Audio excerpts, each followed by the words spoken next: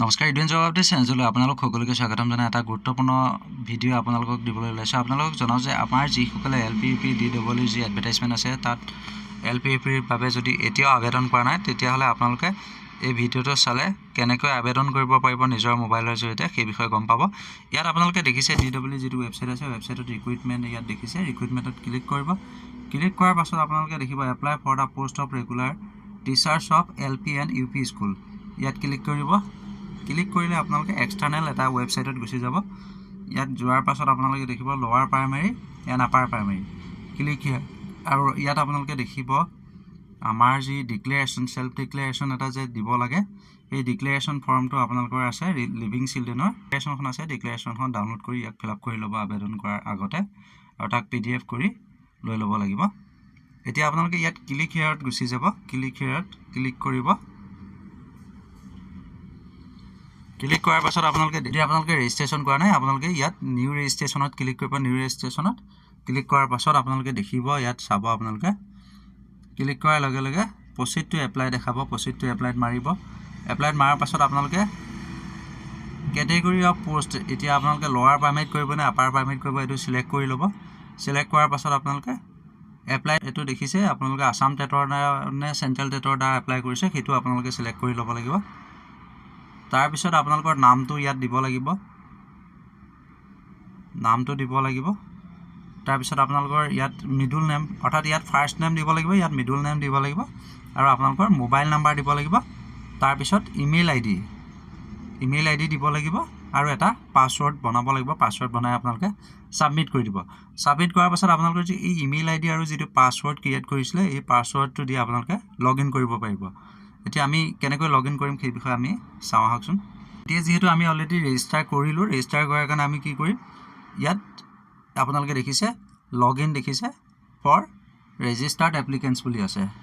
যিহেতু আমি ৰেজিষ্টাৰ কৰিলোঁ ইয়াত আমি ৰেজিষ্টাৰ এপ্লিকেণ্টছত যাম। ইয়াত লগ ইন কৰিম। লগ ইন কৰি আপোনালোকে লোৱাৰ প্ৰাইমেৰীত কৰিলে লোৱাৰ প্ৰাইমেৰীটো চিলেক্ট কৰি ল'ব। চিলেক্ট হৈ আছে আৰু এপ্লাইড টেট আসাম টেটৰ দ্বাৰা এপ্লাই কৰিছে যদি আসাম টেট থাকিব আৰু যদি চি টেটৰ দ্বাৰা এপ্লাই কৰিছে আপোনালোকে চি টেট চিলেক্ট কৰি ল'ব। তাৰপিছত আপোনালোকৰ যি ইউজাৰ আইডি অৰ্থাৎ ইমেইল আইডি যিটো আছে ইমেইল আইডিটো দিব আৰু পাছৱৰ্ডটো দিব। পাছৱৰ্ড দি পেলাই আপোনালোকে লগ ইন কৰিব পাৰিব। এতিয়া আমি ইমেইল আইডি আৰু পাছৱৰ্ড দিম। পাছৱৰ্ড দি তলত লগ ইনত ক্লিক কৰি দিম। লগ ইনত ক্লিক কৰাৰ পাছত আপোনালোকে দেখিব লোৱাৰ প্ৰাইমেৰী আপোনালোকে ইয়াত চিলেক্ট হৈ আহিছে। লোৱাৰ প্ৰাইমেৰী আপোনাক কেটেগৰী দিছে first preference second preference third preference আপোনালোকে নিৰ্বাচন কৰি আপোনালোকৰ যি মন পচন্দৰ ডিষ্ট্ৰিক্ট সেই ডিষ্ট্ৰিক্ট আপোনালোকে দি দিব। দি দিয়াৰ পাছত আপোনালোকে লিখিব লাগিব আপোনালোকৰ ইয়াত যিহেতু ইয়াত apply for the post of lower primary লিখা হৈ আছে এছিষ্টেণ্ট টিচাৰ এইটো আপোনালোকে একো কৰিব নালাগে এইটো আছে চিষ্টেমত হৈ গৈছে।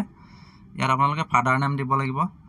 মাদাৰ নেম দিব লাগিব গাৰ্জেন নেম দিব লাগিব ডেট অফ বাৰ্থ দিব লাগিব। তাৰপিছত আপোনালোকে বিবাহিত নে অবিবাহিত সেইটো দিব। জেণ্ডাৰ দিব। তাৰপিছত যদি বিবাহিত আপোনালোকৰ হাজবেণ্ড বা যি পতিৰ নাম আছে পতিৰ নাম দিব। তাৰপিছত নেক্সট ষ্টেপত আপোনালোকে কি কৰিব লাগিব কেটেগৰী আপোনালোকৰ কি কেটেগৰীৰ হয় আপোনালোকে সেইটো চিলেক্ট কৰি দিব। তাৰপিছত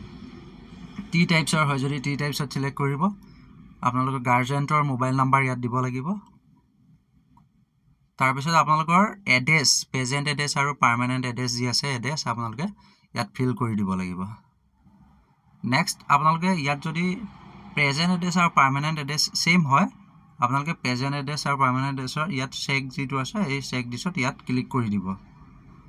তাৰপিছত আপোনালোকে ইণ্ডিয়ান চিটিজেন হয় নে নহয় সুধিছে। ইণ্ডিয়ান চিটিজেন হয় নে নহয় হয় যদি আপোনালোকে যিহেতু হ'বই লাগিব ইয়াত যিসকলে আবেদন কৰিব সকলো ইণ্ডিয়ান চিটিজেন হয় য়েছ দিব লাগিব। য়েছ দিয়াৰ পাছত আপোনালোকৰ ইয়াত য়েছ দিব। য়েছ দিয়াৰ পাছত আপোনালোকে বাই বাৰ্থ দি দিব। তাৰপিছত আপোনালোকে পাৰ্মানেণ্ট ৰেচিডেণ্ট হয় নে নহয় অসমৰ সেইটো দিছে সেইটো আপোনালোকে য়েছ দিব। তাৰপিছত have you represented in sports আপোনালোকৰ যদি স্পৰ্টছৰ কিবা চাৰ্টিফিকেট আছে স্পৰ্টছৰ চাৰ্টিফিকেটৰ বাবে সেইটো আপোনালোকে ক্লিক কৰিব আৰু নাথাকিলে নালাগে। কালচাৰেল এক্টিভিটিছৰ যদি কিবা চাৰ্টিফিকেট আছে ৰিপ্ৰেজেণ্ট কৰিছে যদি কালচাৰেল এক্টিভিটি তেতিয়াহ'লে আপোনালোকে ইয়াত য়েছ দিব লাগিব আৰু তাৰ যি ডিটেইলছ আছে এই ডিটেইলছসমূহ ইয়াত ফিল আপ কৰি দিব লাগিব। আৰু আমাৰ যিসকল PWD কেণ্ডিডেট আছে তেখেতসকলে কোনটো ভাগত পৰে ইয়াত তেখেতসকলে চিলেক্ট কৰি দিব লাগিব। সিলেক্ট কৰি দিয়াৰ পাছত ইয়াত তেখেতসকলৰ কিমান পাৰ্চেণ্ট হয় তেখেতসকলৰ যি PWD সাৰ্টিফিকেট আছে সাৰ্টিফিকেটত উল্লেখ থাকিব ইয়াত আপোনালোকে দেখিছে ইয়াৰ এব্ৰিভিয়েশ্যনখিনি ফুল ফৰ্মটো দি দিছে BH মানে ব্লাইণ্ডনেছ এণ্ড ল' ভিজন এনেকৈ গোটেইখিনি দিয়া হৈ আছে PWD কেণ্ডিডেটসকলে যিটো হয় তেখেতসকলে সিলেক্ট কৰিব ধৰি লওক সাপোজ ইয়াত যদি হয় ইয়াত সিলেক্ট কৰিব সিলেক্ট কৰি পেলাই তেখেতসকলে দিব তেনেকৈ আৰু PWD যি পাৰ্চেণ্টেজ আছে এই পাৰ্চেণ্টেজটো তেখেতসকলে দি দিব তাৰপিছত আপোনালোকৰ যি মেট্ৰিক পাছ কোন চনত কৰিছিলে সেইটো লিখিব লাগিব আপোনালোকে যদি 12ত বেটাৰমেণ্ট দিছিলে বেটাৰমেণ্টটো দিয়া হ'লে ইয়েছ দিব আৰু নিদিলে নো দিব তাৰপিছত আপোনালোকে 12ৰ যি ফাৰ্ষ্ট বেটাৰমেণ্টৰ কোন চনত দিছিলে সেইটো দিব লাগিব তাৰপিছত আৰু সায়েন্স বেকগ্ৰাউণ্ড বুলি দিছে সায়েন্সৰ যদি হয় আপোনালোকে সায়েন্স বেকগ্ৰাউণ্ডৰ হয় যদি আপোনালোকে ইয়াত ইয়েছ দিব আৰু নহ'লে নালাগে আৰু হ'লে ইয়াত আপোনালোকে ইয়াত ফিল কৰিব লাগিব ইয়াত আপোনালোকে চাব ইয়াত যদি আমি ইয়েছ দিওঁ ইয়েছ দিয়াৰ লগে লগে ইয়াত দেখিব আপোনালোকে PCM মানে ফিজিক্স কেমেষ্ট্ৰি আৰু মেথছ PCB ফিজিক্স কেমেষ্ট্ৰি আৰু বায়'লজি থকা কোনটোত হয় আপোনালোকে ইয়াত ক্লিক কৰি দিব লাগিব যদি হয় তাৰপিছত আপোনালোকৰ 12ৰ যি কোৱালিফিকেশ্যন আছে 12ৰ কোৱালিফিকেশ্যন ৰোল নম্বৰ দিব লাগিব ইয়াৰ অফ পাছিং দিব লাগিব টোটেল মাৰ্কছ লিখিব লাগিব মাৰ্কছ অবটেইন পাৰ্চেণ্টেজ আৰু বৰ্ডৰ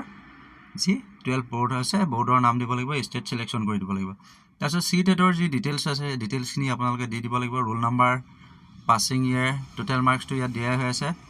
মাৰ্কছ অবটেইন পাৰ্চেণ্টেজ নিজে নিজে আহিব আৰু ষ্টেট সিলেক্ট হৈ আছে তাৰপিছত চেণ্ট্ৰেল টেটৰ আপোনালোকৰ চাৰ্টিফিকেটৰ নাম্বাৰটো দিব লাগিব আপোনালোকে ল্যাঙ্গুৱেজ 1ত কি আছিল ল্যাঙ্গুৱেজ 2ত কি আছিল সেইটো সিলেক্ট কৰি দিব লাগিব চাৰ্টিফিকেট নাম্বাৰটো আমাৰ বহুতে বিচাৰি নাপায় আপোনালোকৰ CTETৰ দুখন কাগজ ওলাই এখন মাৰ্কছ ষ্টেটমেন্ট আৰু এখন আপোনালোকৰ এলিজিবিলিটি চাৰ্টিফিকেটখনত আপোনালোকে এই সাৰ্টিফিকেট নাম্বাৰটো নাপাব আপোনালোকে মাৰ্কছ যি ষ্টেটমেন্ট আছে মাৰ্কছ ষ্টেটমেন্টখন আপোনালোকে ডাউনলোড কৰিলে দেখিব তাত এটা সিএল নাম্বাৰ থাকে আৰু সেই সিএল নাম্বাৰটো আপোনালোকে টেট সাৰ্টিফিকেট নাম্বাৰত দি দিব তাৰপিছত আপোনালোকে কোন মিডিয়ামৰ স্কুলৰ বাবে আবেদন কৰিব সেইটো ইয়াত দি দিব তাৰপিছত আপোনালোকে প্ৰফেশনাল কোৱালিফিকেশ্যন অৰ্থাৎ আপোনালোকৰ DLED থকা সকলে ইয়াত DLED দি দিব সিলেক্ট কৰি ইয়াত দেখিব আপোনালোকে DLED আছে BLED আছে আৰু স্পেশাল এডুকেশ্যন আছে যাৰ যি আছে সেইমতে আপোনালোকে সিলেক্ট কৰি দিব সিলেক্ট কৰি তাৰ ৰোল নম্বৰ পাছিং ইয়াৰ টোটেল মাৰ্কছ অবটেইন ইনষ্টিটিউটৰ নাম ইউনিভাৰ্সিটি আৰু ষ্টেট এখিনি সিলেক্ট কৰি দিব তাৰপিছত আপোনালোকৰ গ্ৰেজুৱেচনৰ কোৱালিফিকেশ্যন লগতে আপোনালোকে গ্ৰেজুৱেচনৰ roll number year of passing তাৰপিছত টোটেল মাৰ্কছ অবটেইন পাৰ্চেণ্টেজ নিজে আহিব ইউনিভাৰ্সিটি আৰু ষ্টেট সিলেক্ট কৰিব লাগিব আৰু মাষ্টাৰ ডিগ্ৰী যি কোৱালিফিকেশ্যন আছে সেই কোৱালিফিকেশ্যনৰ আপোনালোকে এনেদৰে ফিলআপ কৰি দিব লাগিব ফিলআপ কৰি দিয়াৰ পাছত আপোনালোকে ইয়াত এক্স সাৰ্ভিস হয় নে নহয় সোধা হৈছে যদি হয় ইয়াত আপোনালোকে ক্লিক কৰিব ক্লিক কৰি ইয়েছ দিব আৰু আপুনি যদি এজ এ টিচাৰ হিচাপে কৰ্মৰত হৈ আছে তেতিয়া হলে ইয়াত আপোনালোকে সিলেক্ট কৰিব লাগিব সিলেক্ট কৰি আপোনালোকে কোনখন বিদ্যালয়ত কৰি আছে বিদ্যালয়খনৰ নাম তাৰপিছত জিলাখনৰ নাম ইয়াত দিব লাগিব দিয়াৰ পাছত আপোনালোকে ইয়াত দেখিছে দুটা বক্স এই বক্স দুটা আপোনালোকে ক্লিক কৰি দিব লাগিব ক্লিক কৰি আপোনালোকে সাবমিট কৰি দিলে আপোনালোকৰ ফৰ্মখন সাবমিট হ'ব তাৰপিছত আপোনালোকৰ যি নেক্সট প্ৰসেছ হ'ব নেক্সট প্ৰসেছত ডকুমেন্ট বিলাক আপলোড হ'ব আপোনালোকে কেনেকুৱা কি সাইজৰ আপোনালোকে ডকুমেন্ট আপলোড কৰিব লাগিব সেই বিষয়ে আমি নেক্সট দেখাই আছো চাই থাকক আমি এখিনি ফিলআপ কৰি সাবমিট কৰি আপোনালোকক নেক্সট দেখাই আছো এতিয়া ইয়াত আপোনালোকে কি ডকুমেন্টছ আপলোড কৰিব লাগিব সেই বিষয়ে চাব ইয়াত আপোনালোকৰ JPG ফৰম্যাটত আপোনালোকৰ যি ফটো আছে পাসপোৰ্ট ফটো দিব লাগিব তাৰ পিছত এটো 50 KB ভিতৰত হ'ব লাগিব আৰু সিগনেচাৰ আপোনালোকৰ JPG ফৰম্যাটতে দিব লাগিব বা JPEG ফৰম্যাটত দিব লাগিব আপোনালোকৰ ইয়াৰো 50 KB হ'ব লাগিব 50 KB তকৈ ওপৰত হ'ব নোৱাৰিব তাৰ পিছত HSLC এডমিট কাৰ্ড দিব লাগিব এডমিট কাৰ্ডখন আপোনালোকৰ 300 KB তলত হ'ব লাগিব হায়াৰ সেকেন্ডাৰী মাৰ্কশিট দিব লাগিব হায়াৰ সেকেন্ডাৰী মাৰ্কশিটখন আপোনালোকৰ 400 KB তলত হ'ব লাগিব আৰু হায়াৰ সেকেন্ডাৰী আপোনালোকৰ যিখন পাছ সাৰ্টিফিকেট আছে পাছ সাৰ্টিফিকেটখন দিব লাগিব এখন 300 KB তলত হ'ব লাগিব নেক্সট আপোনালোকৰ টেটৰ যি মাৰ্কশিট আছে টেটৰ মাৰ্কশিটখন দিব লাগিব টেটৰ মাৰ্কশিট আপোনালোকৰ 400 KB ভিতৰত হ'ব লাগিব টেট সাৰ্টিফিকেটখন আপোনালোকৰ 300 KB ভিতৰত হ'ব লাগিব এইখিনি আপোনালোকে PDFত দিব লাগিব আৰু আপোনালোকৰ ফটো আৰু সিগনেচাৰ যিকিটা আছে সেইকিটা আপোনালোকে JPEG ফৰম্যাটত দিব লাগিব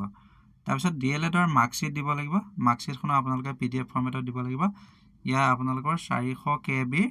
তলত হ'ব লাগিব তাৰপিছত DLEDৰ যিখন সাৰ্টিফিকেট আছে এই সাৰ্টিফিকেটখন আপলোড দিব লাগিব এইখনো 300 KB তলত হ'ব লাগিব নেক্সট আপোনালোকৰ যি কাষ্ট সাৰ্টিফিকেট আছে কাষ্ট সাৰ্টিফিকেটখন আপোনালোকে PDF ফৰ্মেটত 300 KB তলত দিব লাগিব তাৰপিছত আপোনালোকৰ যি পাৰ্মানেন্ট ৰেসিডেন্সিয়েল ডকুমেন্ট ইয়াত সাপোৰ্টেড ডকুমেন্টস ভোটাৰ কাৰ্ড আধাৰ কাৰ্ড ড্ৰাইভিং লাইসেন্স কিনি দি দিছে ইয়াত আপোনালোকে যিকোনো এখন দিব পাৰিব যিকোনো এখন দি আপোনালোকে 300 KB তলত PDFত আপলোড কৰিব লাগিব তাৰপিছত সেলফ ডিক্লেৰেচনখন আপোনালোকক আমি প্ৰথমতে কৈছিলো সেলফ ডিক্লেৰেচনখন আপোনালোকে ডাউনলোড কৰিব আৰু সেইখন ফিল আপ কৰি আপোনালোকে ইয়াত আপলোড কৰি দিব লাগিব আৰু এইখনো আপোনালোকৰ 300 KB তলত হ'ব লাগিব তাৰপিছত আপোনালোকে এই যে সাবমিট বটনটো আছে সাবমিট বটনটোত ক্লিক কৰি দিব ক্লিক কৰি দিয়াৰ পাছত আপোনালোকৰ প্ৰিভিউ কৰিবলৈ আহিব যদি আপোনালোকৰ কিবা ভুল থকা যেন পায় চাই ল'ব চাই লৈ পেলাই আপোনালোকে এডিট কৰি এপ্লিকেশন ফৰ্মখন যি ভুল আছে সেই ভুলখিনি শুধৰণি কৰি লৈ ফাইনেল সাবমিশন মাৰি দিব ফাইনেল সাবমিশন মাৰাৰ পাছত আপোনালোকৰ এপ্লিকেশনখনৰ অৰ্থাৎ আপোনালোকে যিখন আবেদন কৰিছে আবেদন কৰাখনৰ এপ্লিকেশনখনৰ প্ৰিন্ট আউট এটা আপোনালোকে ৰাখি থব পৰৱৰ্তী আপোনালোকক যদি ভেৰিফিকেশন হয় বা অন্য যি কোনো কাৰণত আপোনালোকক প্ৰয়োজন হ'ব গতিকে আপোনালোকে সেই যিখন ফৰ্ম আছে এপ্লিকেশন ফৰ্মখন আপোনালোকে প্ৰিন্ট আউট কৰি ৰাখিব আৰু এনে ধৰণৰ যিবিলাক আপডেট আছে আপডেটবিলাক আমি সদায় আপোনালোকক দিব চেষ্টা কৰো গতিকে আপোনালোকে আমাৰ চেনেলৰ ভিডিঅ'বোৰ চাই থকাৰ লগতে যিসকল আমাৰ চেনেলত নতুন তেখেতসকলে কাইন্ডলি চেনেলটো সাবস্ক্ৰাইব কৰি ল'ব ধন্যবাদ